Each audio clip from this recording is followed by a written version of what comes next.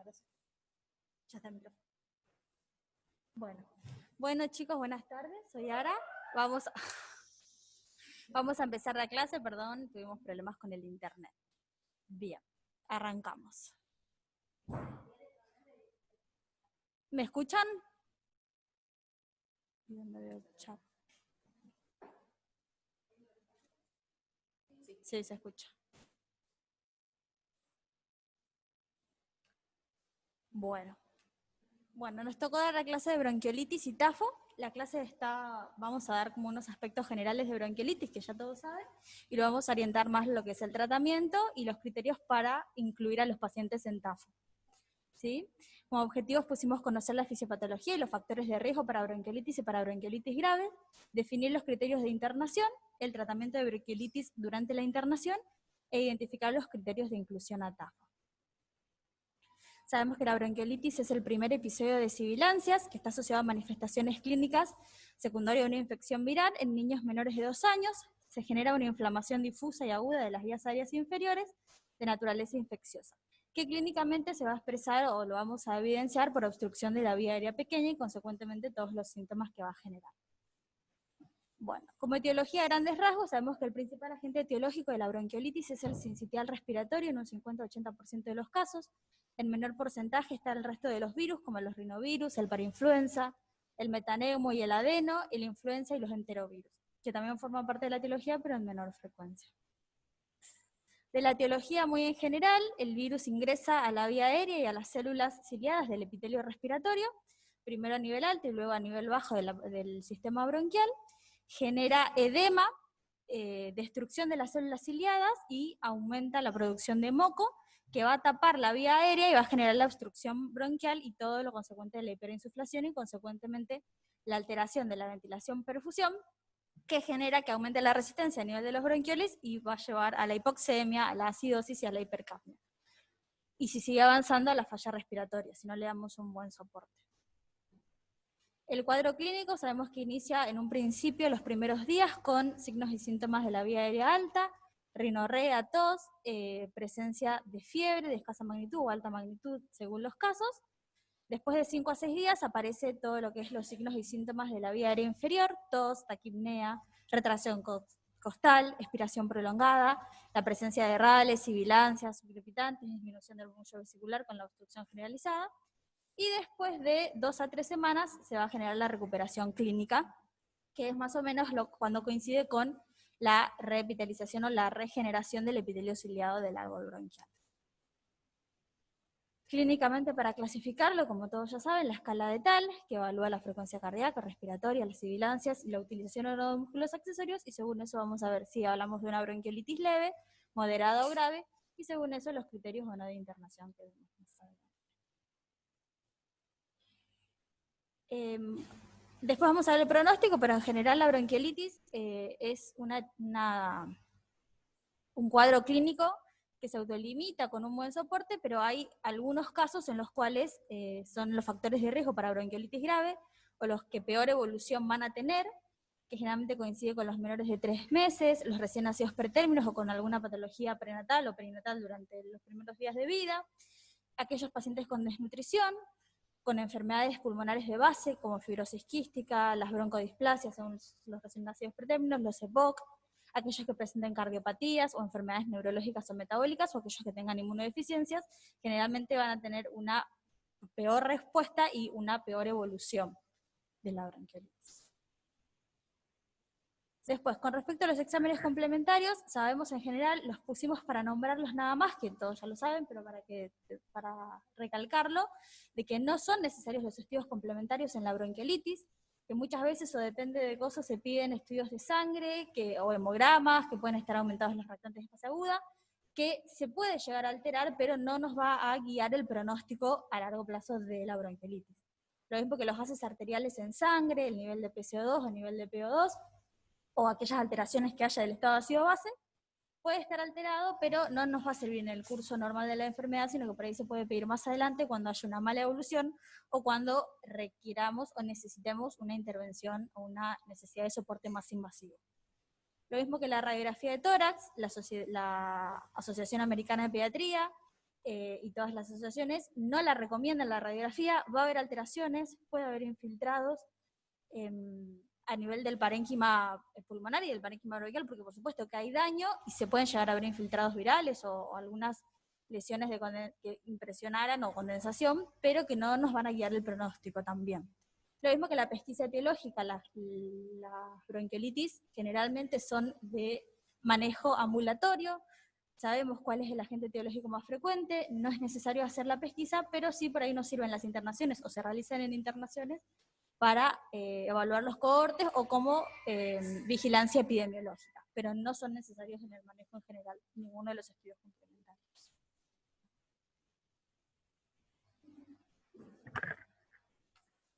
Bueno, estos cuadros de bronquiolitis son generalmente cuadros autolimitados y que resuelven con tratamiento domiciliario en la mayoría de los casos y con seguimiento en el primer nivel de atención, y solo el 3% requiere hospitalización. Dentro de los criterios de internación tenemos el puntaje de tal igual o mayor a 6, la apnea y la cianosis, una saturación de oxígeno menor a 92 aire ambiente, la dificultad para la alimentación, pacientes que presenten factores de riesgo para bronquiolitis grave y algunos factores socioeconómicos que... no se lo pasan. Bien. Dentro del tratamiento tenemos un tratamiento de sostén, que es comprobada eficacia para la bronquiolitis en internación. Dentro de esto contamos con el posicionamiento del paciente, que debiera ser en decúbito lateral, con la cabecera elevada, en una posición lo más cómoda posible, intentando mantener la normotermia, teniendo en cuenta que la hipertermia puede generar un aumento del gasto cardíaco y un aumento del trabajo respiratorio.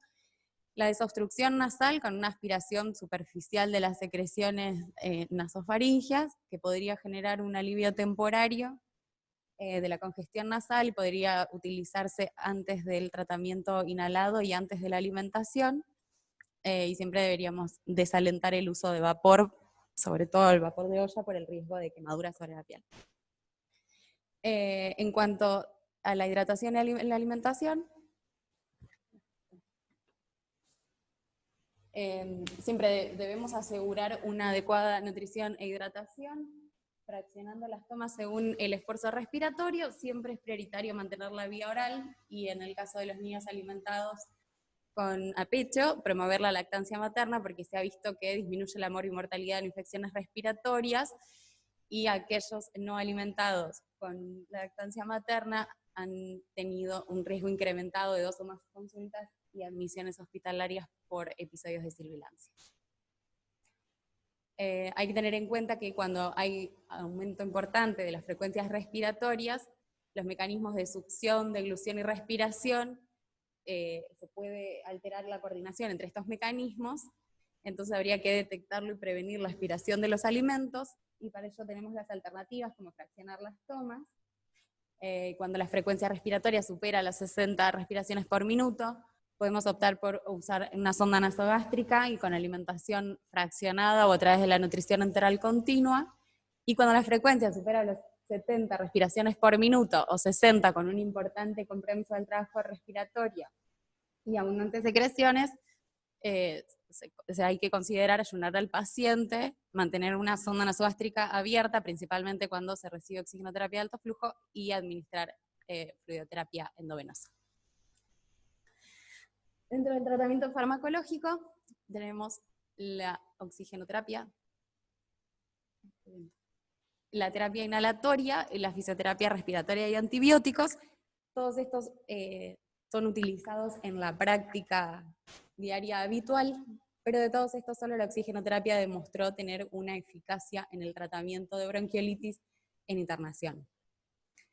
Del resto de los tratamientos, se ha visto que dentro de los fármacos utilizados en la terapia inhalatoria, se ha visto que pueden mejorar a corto plazo los scores clínicos, pero no modifican la evolución del cuadro clínico, no disminuyen la necesidad de internación, ni disminuyen los días totales de internación del paciente.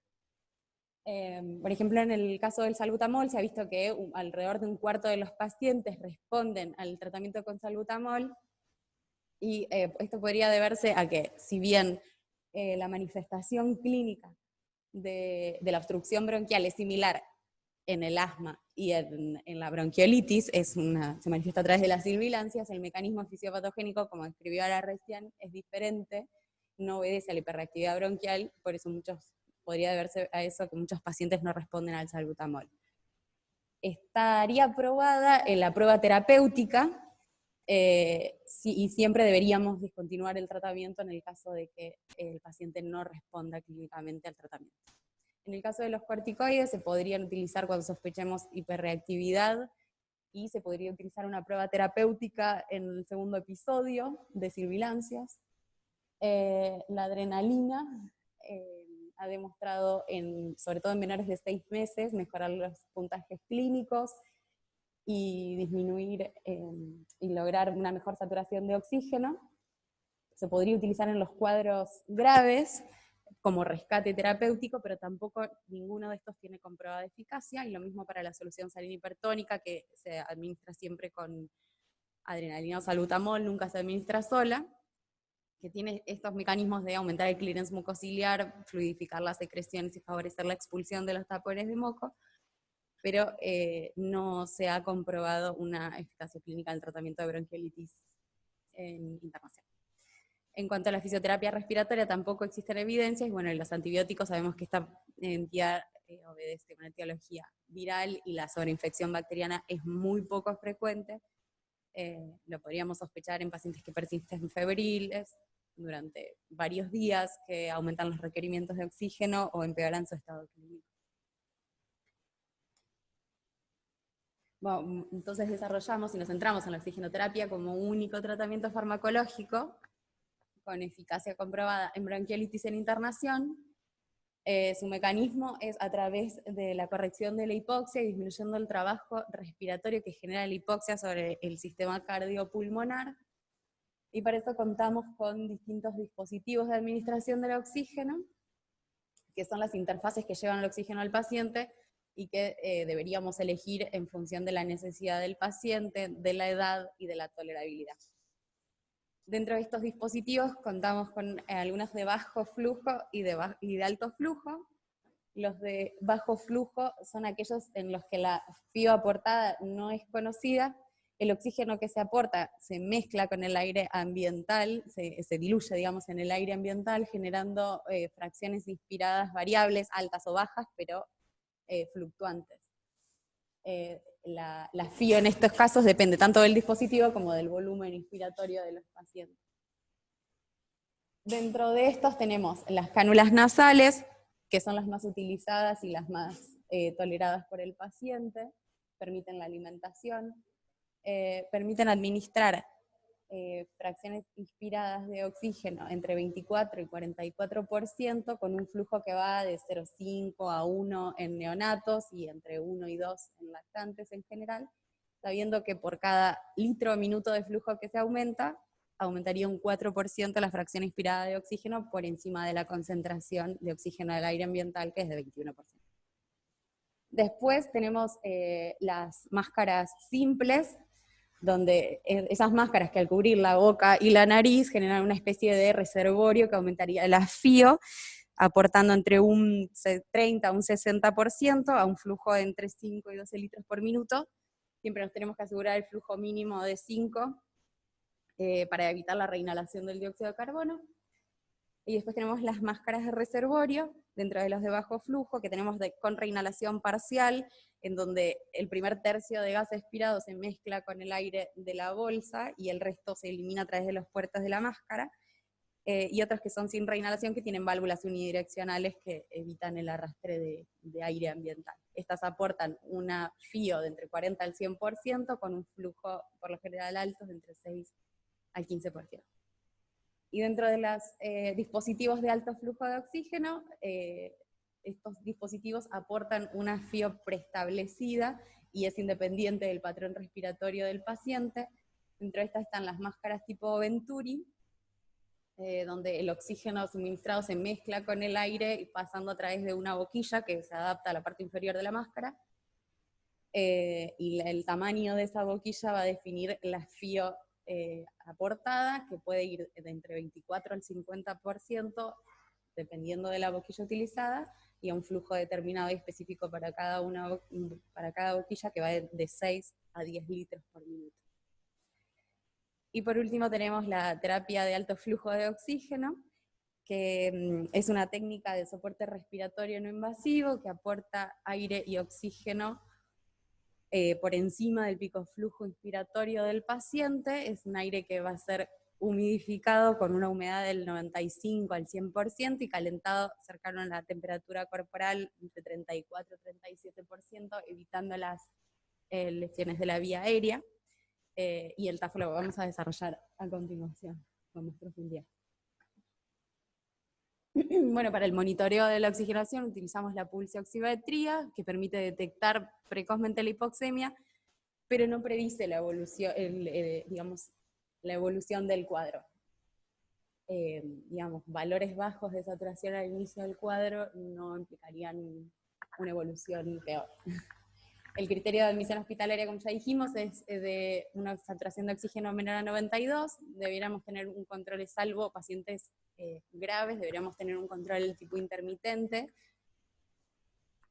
Bueno, y la utilización del saturómetro, utilizando un sensor adecuado para la edad, con la piel limpia y sin esmalte de uñas, controlar que la perfusión del miembro sea adecuado y saber que la luz ambiental excesiva puede alterar la medición.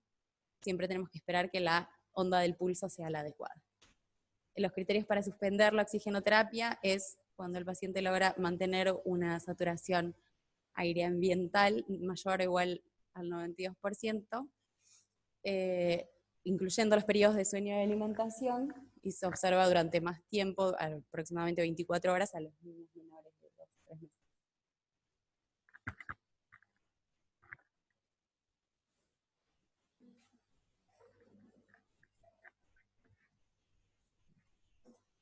Bueno, continuando, les vamos a presentar un caso clínico, como más o menos para guiarnos a lo que queremos llegar. Una noche de junio tenemos a Felipe, que tiene 4 meses internado por una bronquiolitis desde hace 12 horas. La madre lo nota más dormido y agitado. Él ingresa con un TAL de 6, está medicado con oxígeno por máscara de reservorio, ayunado, con una sondita nasogástrica abierta y tiene un PHP.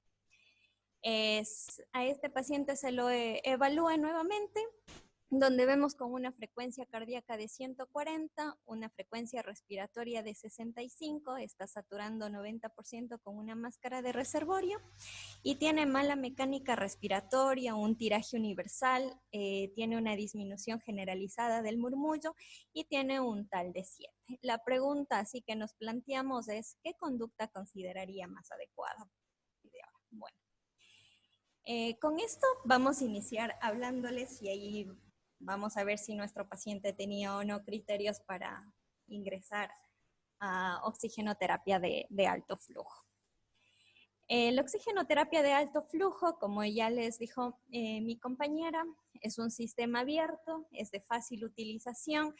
Este sobre todo va a aportar lo que es una mezcla de oxígeno y aire por encima del flujo pico inspiratorio del paciente y va a estar acondicionándose con una humedad de un 95 a 100% y una temperatura de 34 a 37 grados centígrados.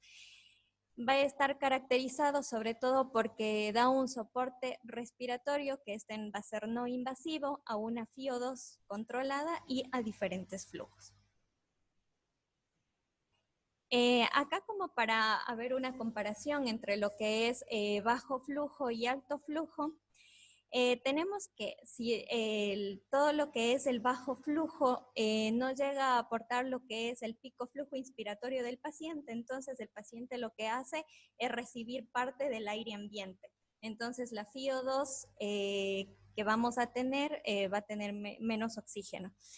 En cambio que el pico flujo que se da al paciente con una terapia de alto flujo, va a ser igual a la de la FiO2 entregada al paciente inicialmente. Así que justamente va a ser esto, que es como que el paciente con la terapia de alto flujo va a alcanzar ese pico que el paciente necesita, lo que eso va a hacer que no se mezcle con, aire ambiente.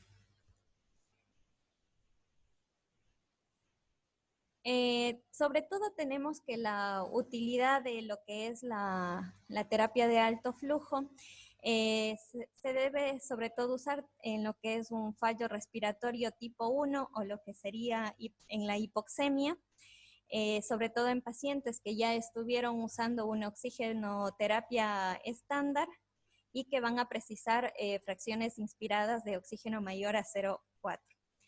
En tanto que no está utilizado en lo que es un fallo respiratorio tipo 2, que sería la hipercapnia, ya que este sistema o todo lo que es esta terapia no va a reducir lo que son los niveles de PaCO2 y no está indicado en pacientes retenedores tampoco.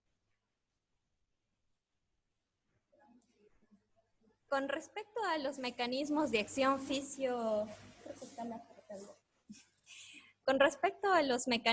acción fisiopatológicos, vamos a tener que va a actuar lavando lo que es el espacio muerto nasofaringeo. Esto va a hacer que facilite mejor la oxigenación, con esto mejora lo que es la eficiencia respiratoria y en sí va a disminuir el trabajo respiratorio y va a haber mejorías en lo que es las fracciones de gases alveolares. Además, va a proporcionar un suficiente flujo. Esto va a hacer que disminuya lo que son las resistencias inspiratorias relacionadas con el paso de aire por la nasofaringe y también va a hacer que reduzca lo que es el trabajo respiratorio. También tenemos que lo que es el calentamiento, como hablamos al inicio, que es parte de los beneficios que da este tipo de sistema, el calentamiento adecuado y la humidificación de las vías aéreas va a ser un efecto beneficioso sobre lo que es el movimiento ciliar y el aclaramiento de las secreciones. Con esto va a haber una mejor compliance y también una elasticidad pulmonar. Aparte, dentro de otros mecanismos de acción, tenemos que va a reducir lo que es el trabajo metabólico y también va a aportar cierto grado de presión de distensión para el reclutamiento alveolar. Bueno, aquí tenemos un dibujito donde nos explica como que las acciones fisiopatológicas a nivel pulmonar. En cuanto a bueno, ahora vamos a hablar acerca de las indicaciones. Vemos que hay muchos artículos que hablan acerca de cuándo está indicado, cuándo no. Sobre todo hay muchos estudios que donde más lo indican es en la bronquiolitis, porque justamente sería para tratar lo que es la hipoxemia. También está lo que es la insuficiencia respiratoria leve a moderada, también en apneas del recién nacido, en una insuficiencia cardíaca, en procedimientos de broncoscopía y también post-extubación. Hay en artículos también que nombra que se puede incluso usar en pacientes que van a ser trasladados de un hospital a otro. Y aparte también algo hablaba de paliativos, pero esto es como que en sí son artículos que por ahí siempre quedan inconclusos y no llegan como que a una evidencia que sea para uno respaldarse. Tenemos acá con respecto a los criterios de inclusión y de exclusión. En cuanto a los criterios de inclusión, tenemos que sobre todo hacer en lactantes menores de 2 años con un diagnóstico de bronquiolitis o síndrome Koch, donde tenga un TAL de 7 a 8, que haya falta de mejoría en lo que es la oxigenoterapia convencional y que progresen a una dificultad respiratoria con una frecuencia respiratoria que sea mayor a 60 en mayores de 1 mes y mayor a 70 en menores de 1 mes o una dificultad respiratoria grave. O se mantenga con una saturación menor a 88. En este cuadro podemos más o menos comparar con el caso clínico que habíamos dado al inicio, que cuál sería nuestra conducta a seguir. Nuestro paciente tenía 4 meses, estaría dentro de un criterio de inclusión, tenía un TAL de 7, tenía frecuencias respiratorias de 65, Y bueno, y su saturación era como mantenida pese a estar con una máscara de reservorio, el paciente estaba con saturaciones bajas. Así que era como que la indicación que podría ser una alternativa o un paso para no llegar a que sea una, a ir a una hasta algo más invasivo, quiero decir. Así que, bueno, esta sería como una alternativa a recibir terapia de alto flujo por medio de la cánula nasal. Y en cuanto a los criterios de exclusión, tenemos que el paciente esté en cría, esté en una inestabilidad hemodinámica, haya más de un episodio de apneas o que tenga depresión del sensorio, también en comorbilidades como cardiopatías congénitas, malformaciones craneofaciales o un sibilante recurrente, que el paciente esté en algún trastorno metabólico grave y también en neumotórax. Esto con respecto a los criterios de inclusión y exclusión.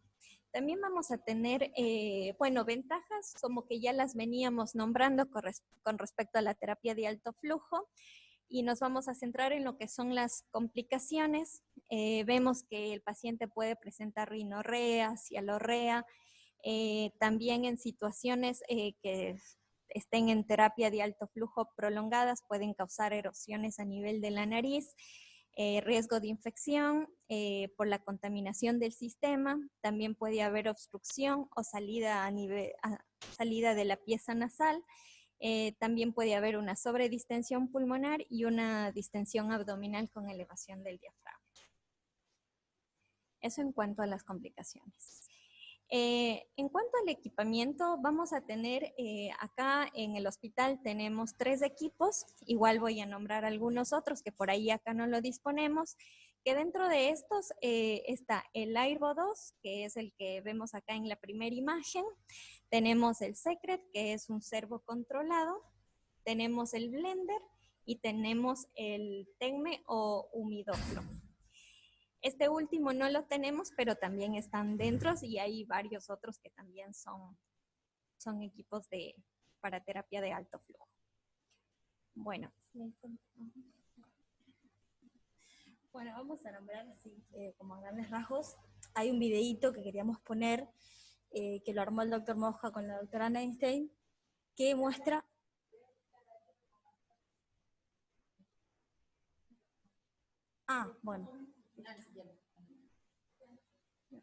Bueno, en el video, después lo van a poner más adelante, muestra cómo armar los 3 tipos que tenemos en el hospital, para armarlo y cómo colocar.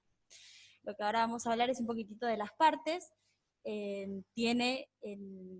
Lo que tiene son las puntas binasales de diámetro ancho, generalmente vienen distintas cánulas nasales según la edad del paciente, y tiene que ocupar el 50% de ambas narinas. Según la edad y los pesos que tengan los pacientes, se utilizan distintos tipos de cánulas. El circuito de alto rendimiento, un sistema humidificador en el que se coloca agua destilada para que se produzca la humidificación, un circuito que dirige todo el flujo de aire, el aparato que mezcla el aire y el oxígeno para tener las fracciones inspiradas de oxígeno que se van necesitando, que va del 21% al 100%, y un medidor de flujo que se conecta con el flumíter para manejar el flujo de oxígeno que se le va a aportar al paciente.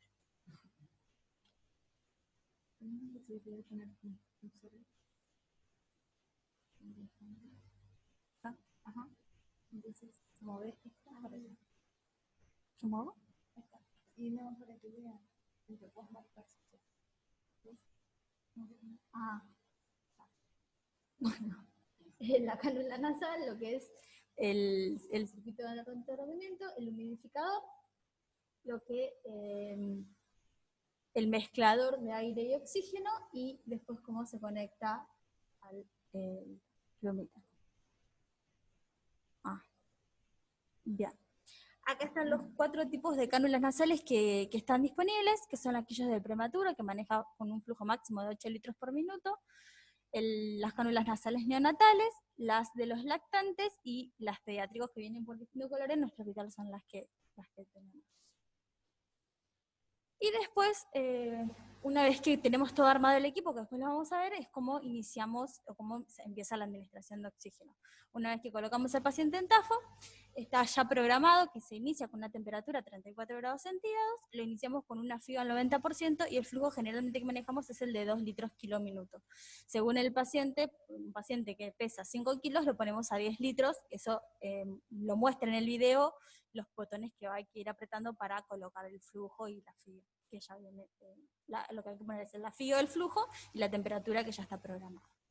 Se evalúa una vez que lo colocamos, se evalúa al paciente durante la primera hora, generalmente tiene una buena respuesta, en la primera hora ya responden, lo que vemos es que mejore la hipoxemia, que disminuya los parámetros clínicos, que disminuya la frecuencia cardíaca, la frecuencia respiratoria, que mejore el trabajo respiratorio y que mejore la mecánica, y consecuentemente con la mejoría de esto, la mejoría del puntaje de tal.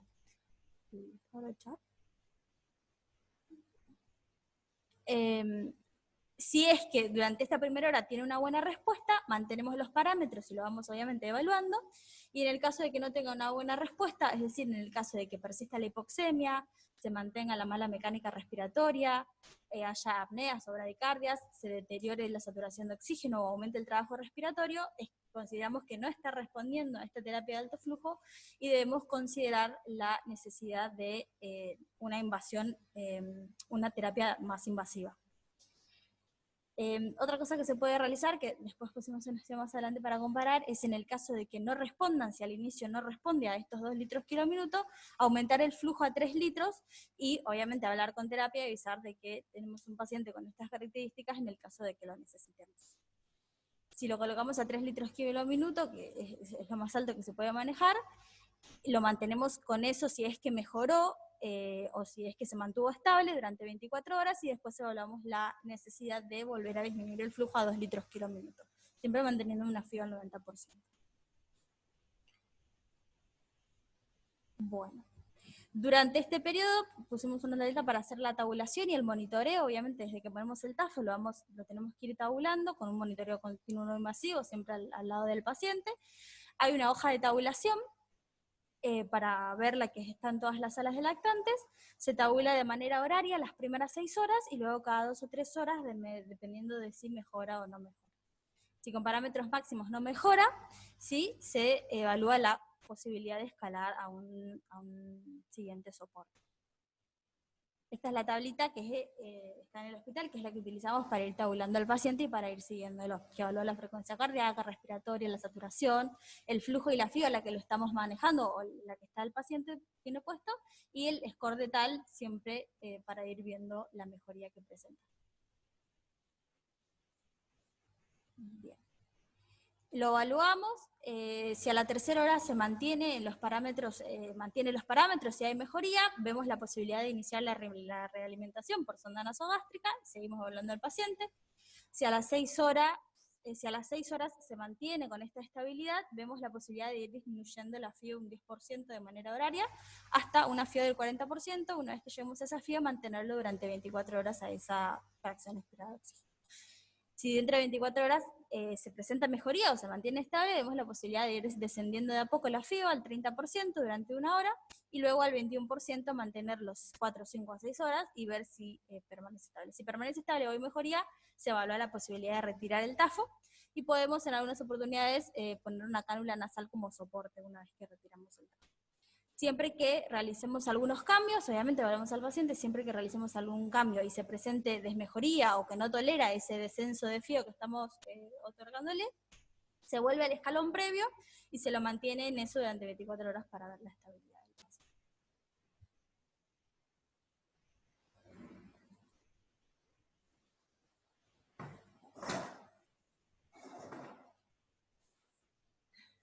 Bueno, acá tenemos un estudio que sobre todo es para comparar si a un paciente se le puede iniciar o no con un flujo a 2 litros kilominuto o a 3 litros kilominuto.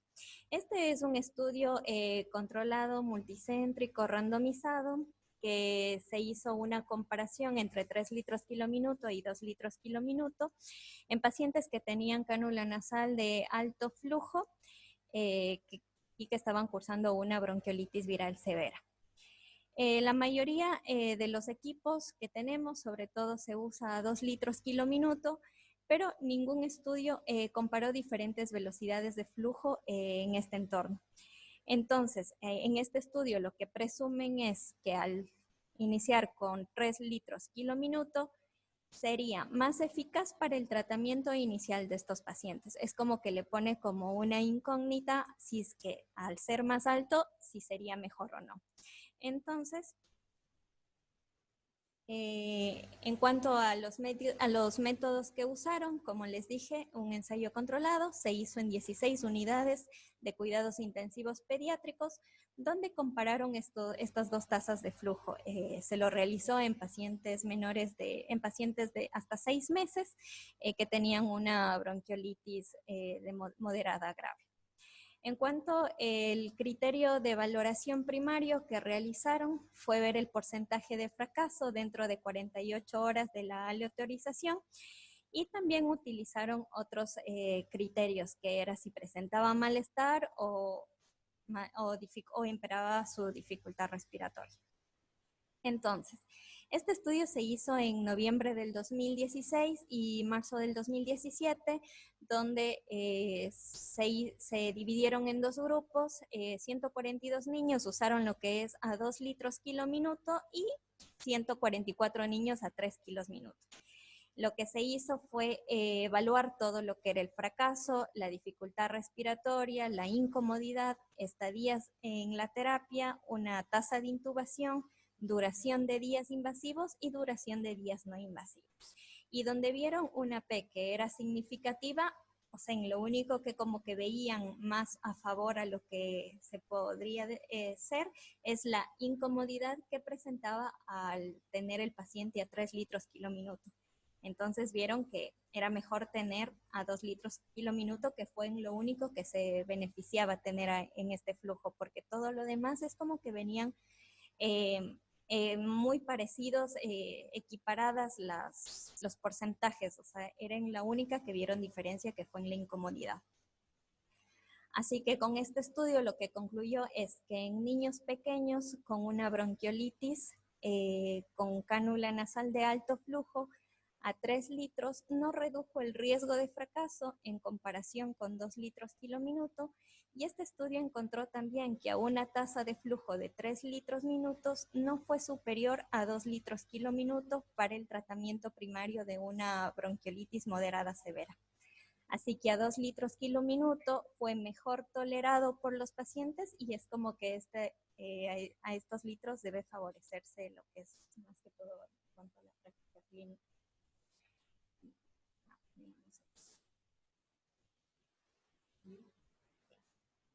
Bueno, los criterios de ingreso hospitalario, todos los pacientes que puedan lograr mantener una saturación de oxígeno aire ambiental mayor a 94% en pacientes sin factores de riesgo y mayor a 92% en pacientes con factores de riesgo para IRAP grave, evaluando durante el periodo de sueño y de alimentación durante por lo menos 12 horas en los niños mayores de 3 meses y 24 horas en los niños menores de 3 meses, aquellos pacientes que tengan buena tolerancia a la alimentación y al sueño, y que haya factores socioeconómicos ambientales que acompañen.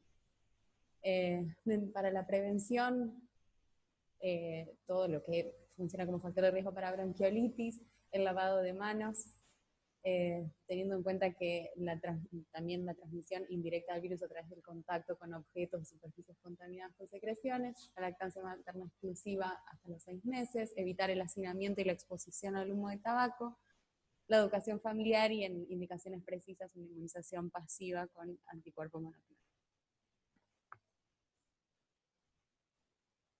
Bueno, dentro de las complicaciones tenemos, la más frecuente es la telectasia. La sobreinfección bacteriana no es una complicación frecuente, pero la podríamos sospechar en algunos casos, como ya dijimos, pacientes que persisten febril, que empeoran su estado clínico, que aumentan los requerimientos de oxígeno, y la deshidratación, fugas de aire con neumotórax, neumomediastino, sobre todo cuando se aplican oxigenoterapias de alto flujo, secuelas pulmonares y aumento de la hiperreactividad bronquial. De hecho, se ha visto en la evolución de los pacientes que han sido internados por bronquiolitis, entre el 30 al 60% de estos niños han desarrollado otros episodios de tos y sibilancias. Por lo general son cuadros de buen pronóstico y que tienen una mortalidad inferior al 1%. Y acá tenemos un video, este video para mostrarles, que lo va a compartir Dai, para armar y programar el TAF.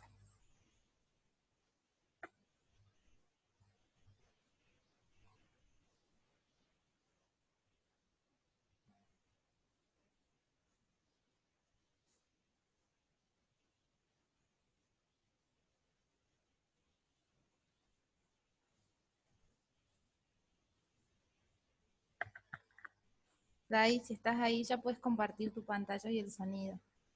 Sí, sí, estoy en eso. Recuerden que soy del campo.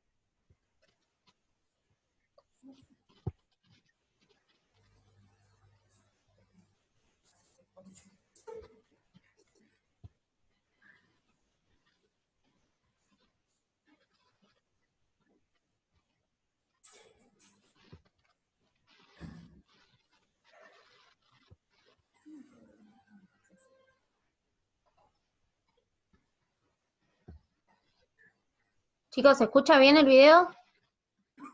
No, no se escucha, Dai. Fíjate en la ventana cuando te sale la ventana compartir.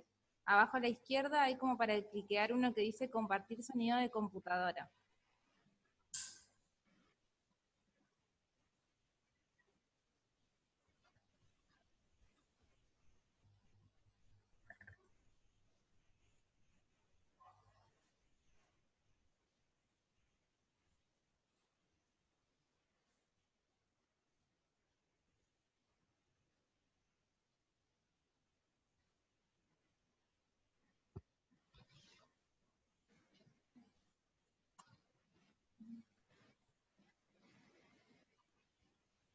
Ahí lo hice, díganme si se escucha bien.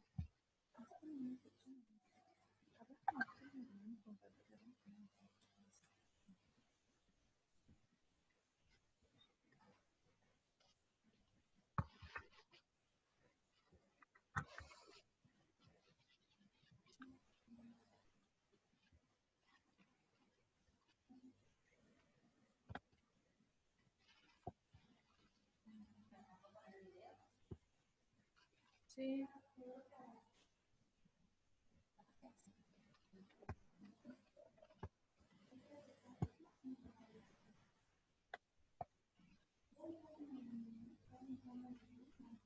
Yo sí estoy probando. Ah, porque estoy en compartir pantalla.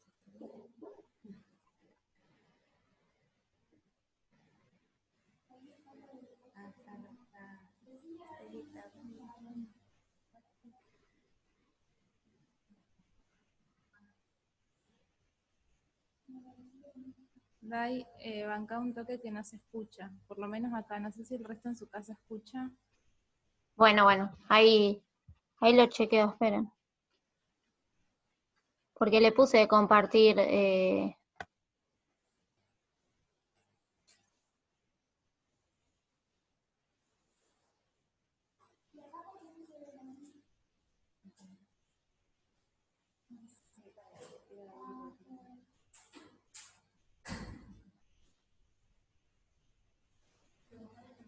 Ludovica, y estoy con la doctora Gabriela Neisten, médica de Sala 14 de Nacantes y médica interna también de nuestro hospital.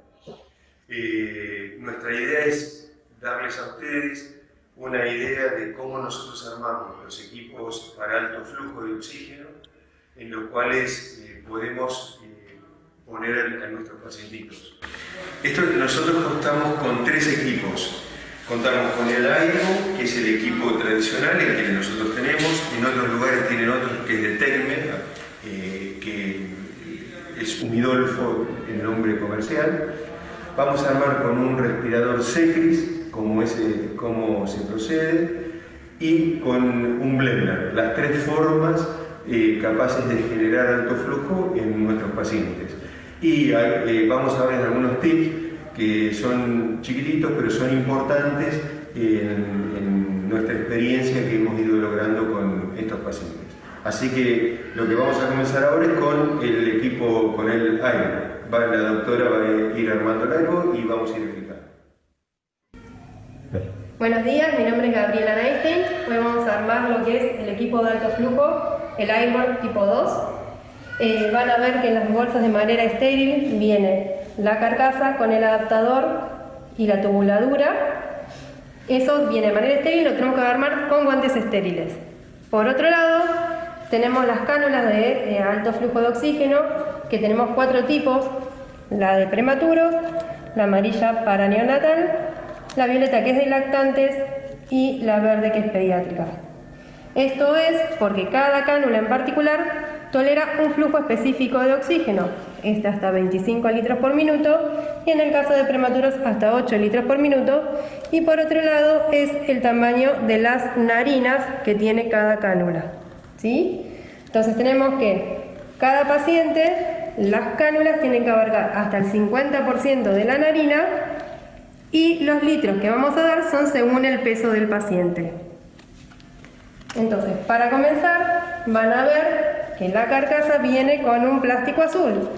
Ese lo retiran completamente y le queda la manguera para conectar agua destilada.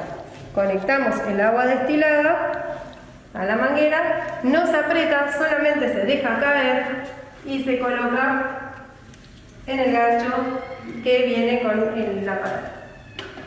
Después, lo otro que conectamos es el adaptador transparente, que hay una sola manera de colocarlo, ¿sí?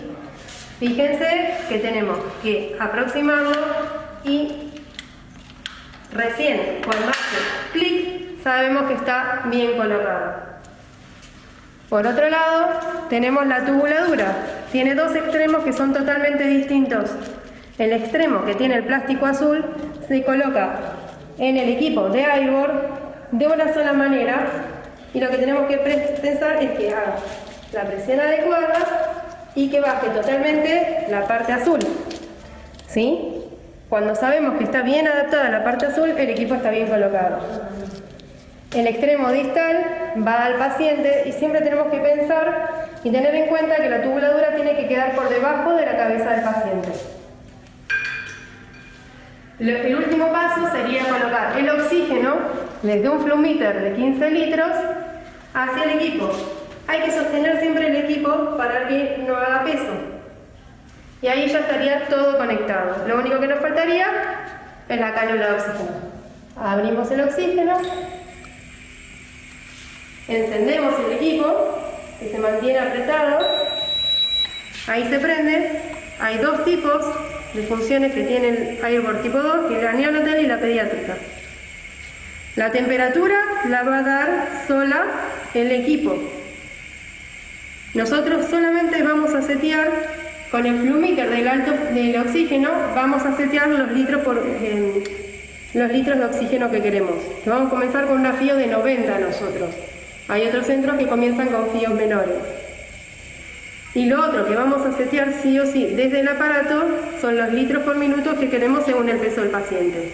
Si un paciente de 6 kilos lo queremos conectar a 2 litros por minuto, vamos a ponerle 12 litros por minuto.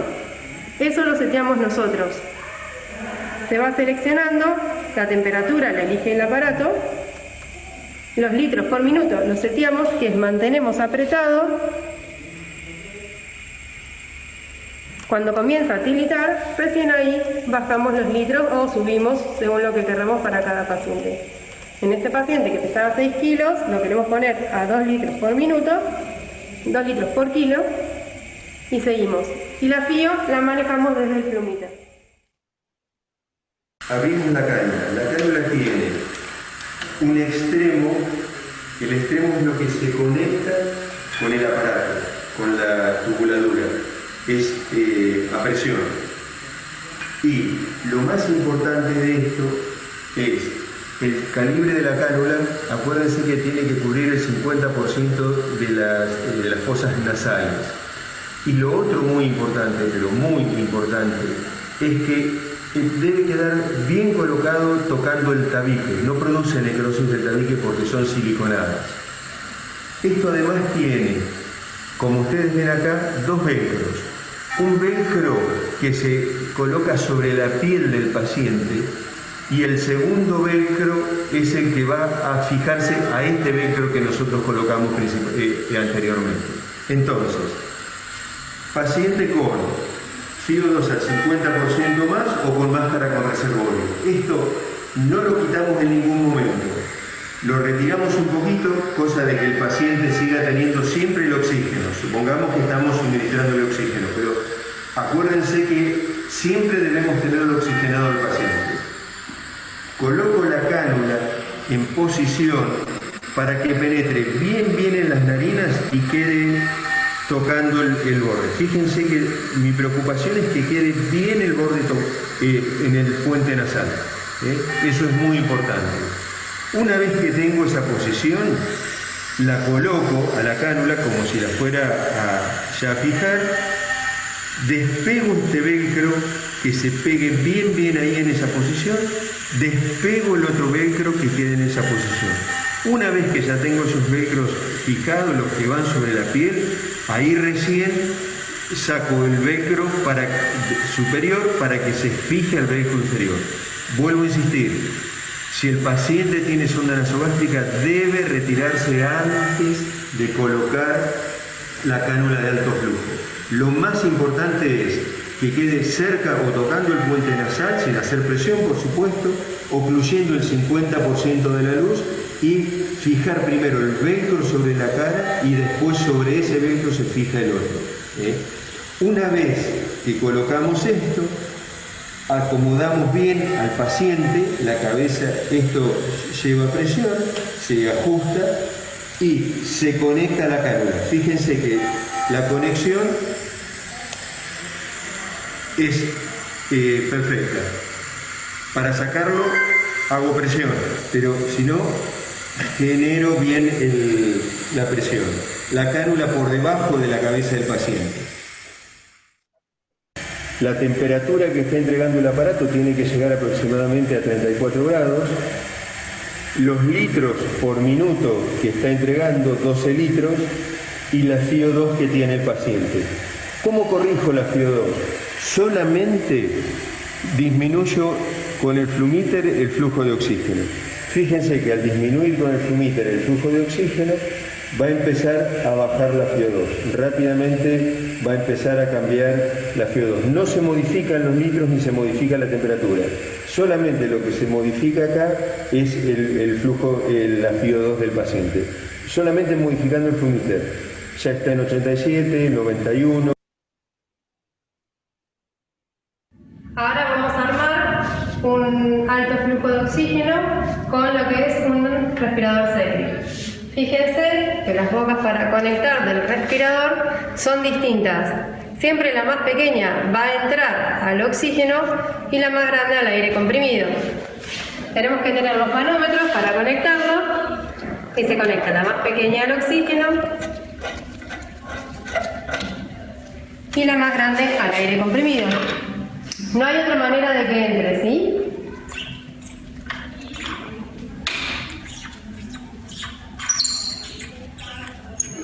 Luego tenemos que subir los manómetros hasta 2 kilos de oxígeno.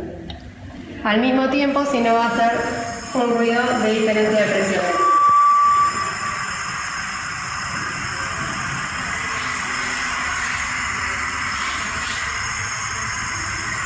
De esa manera, el respirador no necesitamos enchufarlo porque solamente va a funcionar como blender. Hay un solo orificio por el cual sale oxígeno de manera continua en los respiradores. Puede estar del lado derecho o del lado izquierdo, dependiendo el respirador que ustedes tengan. Van a tener que conseguir una pequeña tubuladura que viene con las tubuladuras del Secret, ¿sí? Y si no, fíjense cuáles consiguen y se adaptan. Nosotros tenemos que adaptarla con cinta para introducirla. Después la carcasa es igual que al del Airborne, ¿sí? Se consigue la carcasa del equipo RT330. RT330, se coloca la carcasa, se pone el agua destilada y van a ver que las tubuladuras son distintas. Vienen con un adaptador blanco. Este adaptador se coloca en una de las partes la taza del agua del calentador y la otra es la que va a ir al paciente. Acá tenemos varios secretos que lo van a tener que resolver con cinta. Por un lado, el orificio distal que va al paciente siempre tiene un orificio abierto que hay que taparlo. Algunas veces tienen tapones, otras veces se tapa solamente con cinta para que no haya fuga de aire. Con que lo tapen bien, alcanza. Y el otro lugar que van a tener que adaptarlo con cinta es en la parte de la tubuladura que va al respirador. Van a tener que colocarle cinta para que la manguera se pueda adaptar de manera correcta.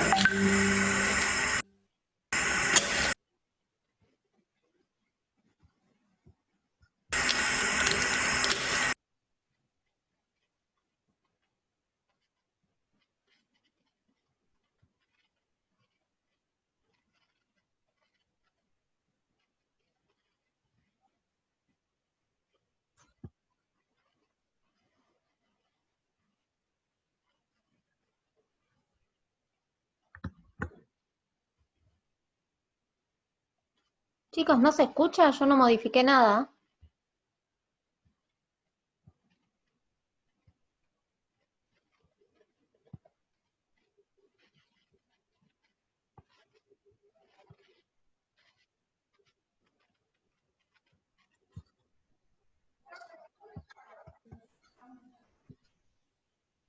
Nosotros escuchábamos.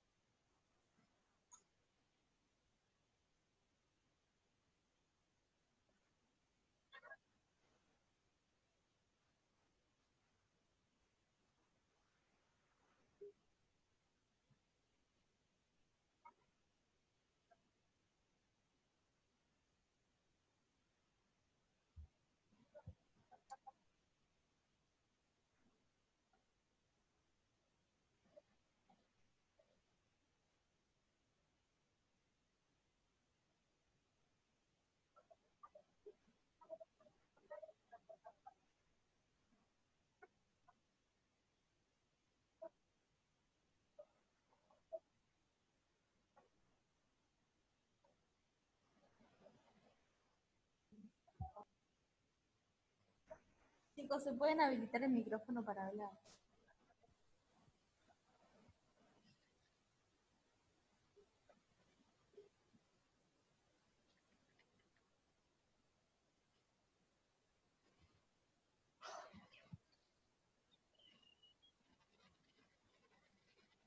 Está en el chat, está el link. Después les pasamos el link por el grupo que terminan de ver en casa. Ahí está. ¿Lo corto entonces? Sí, Dai, muchas gracias. Gracias, Dai. Creo que no tuvo que ver conmigo, pero bueno, no tocaba nada. No, acá nosotros veíamos perfecto, hasta que lo pausaste y se escuchaba re bien. Sí, no sé. Bueno, igual lo subimos al YouTube, al canal. Sí, ya está, Pero bueno, está en el canal de YouTube, así que el que lo quiera buenísimo. ver o terminar de ver, está ahí. Bueno.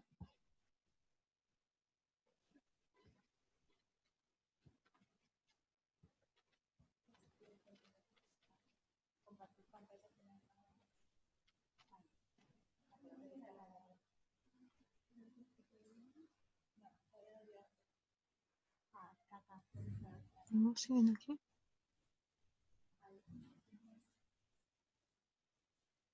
Pones compartir pantalla y selecciona la tuya. Es la doble.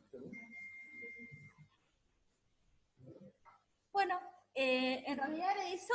para mostrarles y lo último, y ya habíamos terminado. Nada más de la bibliografía.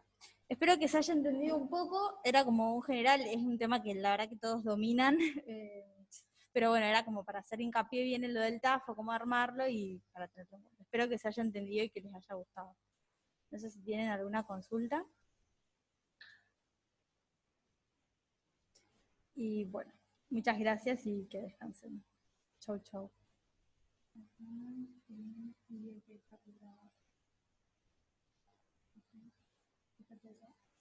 ¿Y el más? ¿Sí? Ahí